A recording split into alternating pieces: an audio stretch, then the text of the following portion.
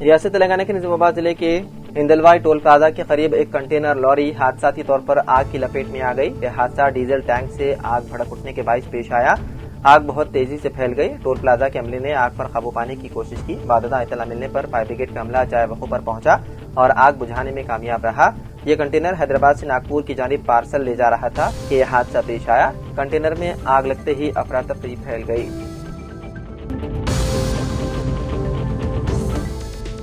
दिल्ली से करीब फरीदाबाद में एक कसीर मंजिला इमारत में पीर की सुबह एक दर्दनाक हादसा पेश आया। इत्तलात के मुताबिक मकान की पहली मंजिल पर वाक़ एक फ्लैट में लगे एसी में आग लगने से दूसरी मंजिल के एक फ्लैट में धुआं भर गया। इससे यहाँ रहने वाले एक ही खानदान की 3 लोगों की मौत हो गई, जबकि एक बच्चा जान बचाने की कोशिश में जख्मी हो गया। जराये के मुताबिक इस दर्दनाक हादसे में जान गंवाने वालों में शोहर, बीवी और उनकी बेटी शामिल हैं। वहीं बेटे ने दूसरी मंजिल से नीचे कूदकर अपनी जान बचाई। हालांकि ऊंचाई से कूदने की वजह से उसके पैर में चोट लगी।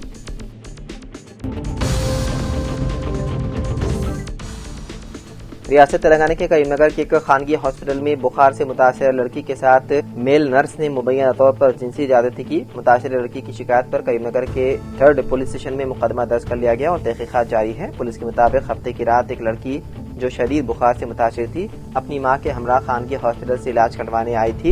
इमरजेंसी वार्ड में इब्तिदाई इलाज के बाद वो वहीं लेट गई, जबकि उसकी मां वेटिंग हॉल में सो गई। इल्जाम है कि सुबह सवेरे एक मेल नर्स ने लड़की को नशावर इंजेक्शन देकर उसके साथ जिनसी ज्यादती की। मुतासर लड़की को होश आने के बाद उसने अपनी मां से शिकायत की। मां ने फौरन हॉस्पिटल के अमले से बात पुरस की और फिर पुलिस स्टेशन जाकर शिकायत दर्ज करवाई। पुलिस ने बताया है कि तहकीकात के दौरान ये वादे हो जाएगा कि ज्यादती हुई या नहीं। उन्होंने मजीद कहा कि लड़की को तिब्बी मुआयने के लिए मुंतकिल कर दिया गया और हॉस्पिटल के CCTV फुटेज की जाँच की जा रही है। तेलंगाना के वज़ीर-ए-आला रविंद्र रेड्डी को सुप्रीम कोर्ट से बड़ी राहत मिली है। तेलंगाना बीजेपी की जानिब से वज़ीर-ए-आला के खिलाफ सुप्रीम कोर्ट में दायर करदा हर्जाने की दरख्वास्त पीर की रोज समात के दौरान खारिज कर दी गई। तफसीलात के मुताबिक साल 2024 के लोकसभा इंतखाबात के दौरान कुत्तागोडम में रविंद्र रेड्डी ने एक जलसे-आम मुनक्किद किया था, जिसमें उनके मुबैना बयानात पर बीजेपी लीडर के वेंकटेश्वर ने गुज़िश्ता साल हैदराबाद के अवामी नुमाइंदों की अदालत में शिकायत दर्ज करवाई थी। बीजेपी ने इल्जाम लगाया था कि रविंद्र रेड्डी के बयानात पार्टी की साख को नुकसान पहुंचाने वाले थे, जिसमें उन्होंने कहा था कि अगर बीजेपी हुकूमत में आती है तो रिजर्वेशन खत्म हो जाएगा। ये एक गलत बयान था। सुप्रीम कोर्ट के चीफ जस्टिस BR गवाई की क़यादत में बेंच ने पीर की रोज इस दरख्वास्त को मुस्तरद कर दिया।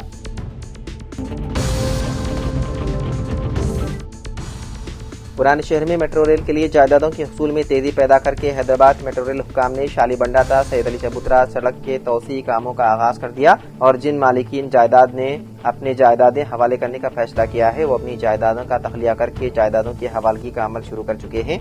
हैदराबाद मेट्रो रेल से दारुशिफा ता चंद्रागुट्टा पुराने शहर राहदारी पर जायदादों के हसूल के अलावा पिल्लरों की निशानदही का अमल शुरू किया जा चुका है और कई मकामात पर जायदादों के हसूल को तेज करके हासिल किया जाने लगा है।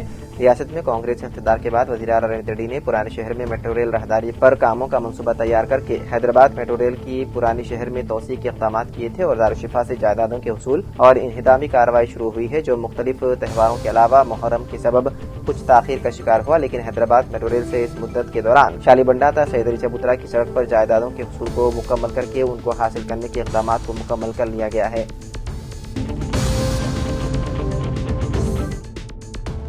हैदराबाद में पासपोर्ट सेवा केंद्र की तादाद में इजाफा होने वाला है, क्योंकि हैदराबाद के पुराने शहर को 16 सितंबर को एक नया दफ्तर मिलने वाला है। जैसे जैसे तारीख तेजी से करीब आ रही है, दफ्तर के कामों में तेजी आ गई है। हैदराबाद के पुराने शहर में पासपोर्ट ऑफिस का मकाम ये दफ्तर अगले मंगल 16 सितंबर से Mahatma Gandhi bus station metro station पर काम करेगा। हैदराबाद के पुराने शहर में पासपोर्ट सेवा केंद्र का मुतालबा काफी अरसे से ज़ेर इल्तिवा था। हैदराबाद के दीगर हिस्सों में वाक़ पासपोर्ट सेवा केंद्र तक पहुँचने में बहुत से बाशिंदों को मुश्किलात का सामना करना पड़ता था।